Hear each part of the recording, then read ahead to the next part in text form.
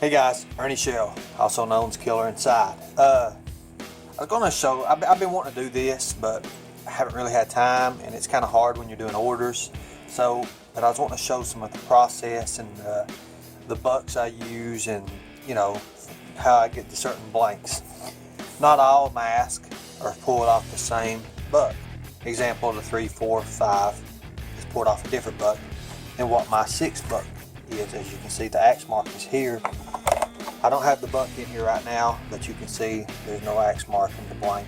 This is a little bit more edge to it than this other one. So all the bucks are kind of different. Example, this is a Jason Goes to Hell undamaged buck. And what's cool about it is this is pretty much brand new. I haven't even drilled the holes out in this for the suction. Over here is my part 8. I love my part 8. It's really, really cool. There's some cool features about it that I love. This is actually the one I done my Kane Hodder mask that I painted for him off this.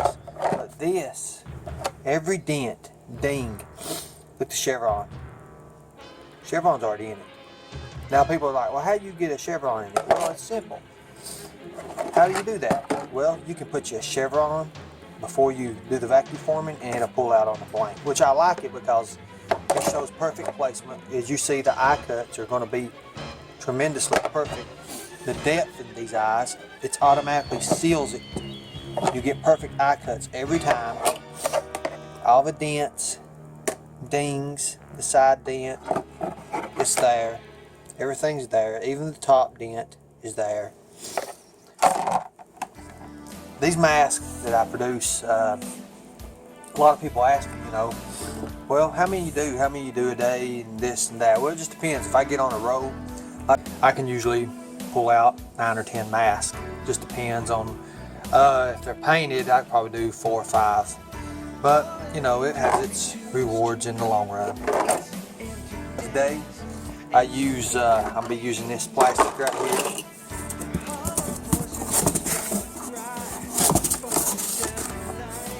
I've got a box of it ready to go.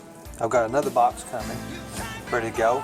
I was cutting my own plastic, and then I found another place that just wanted to cut the plastic for me. It makes it a lot easier. There's less mess.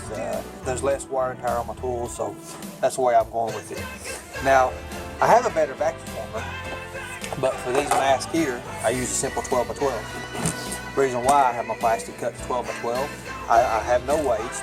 I get 32 masks per sheet, and I just use this here, and it does the job. And as you can see, when I say it does the job, it does the job. This is perfect. It pulls perfectly through. I love using clear. I have used other things, but I like to use clear because you can do more with clear. The clear blanks are just so awesome. You can paint the back of them and do a lot with it. It's just like the magic comes out. Now, a lot of people ask me, they're like, well, if I order this, if I order that, people don't understand. To cut these out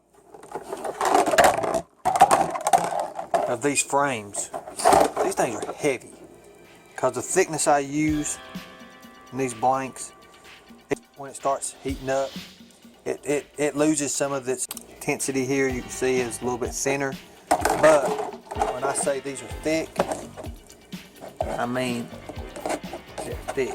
They ain't going nowhere. These blanks ain't going nowhere. And something else for you new guys out there that's just now getting into the hockey mask business and looking for suppliers, and which there's a few suppliers out there that have a great product. I'm not gonna knock nobody's product, but these here, these blanks, they're super durable. You're not breaking them. I have took nightsticks and hit them before, as you see my prior videos, and they don't do nothing. They don't break. Also, guys, I want to say, when you're doing this kind of work, don't even try to attempt it unless you have one of these, because this makes a world of difference. So to you new guys out there, along the way, you're going to find people who paint masks, and you're going to think the first impression you see, and you're going to love it, and you're going to fall in love with it. But always do your homework, and no matter what happens, never believe rumors. Because when you start believing rumors, and there's a lot of haters out there, but I challenge any one of those haters to paint like this. Until next time, I'm the killer inside. Peace.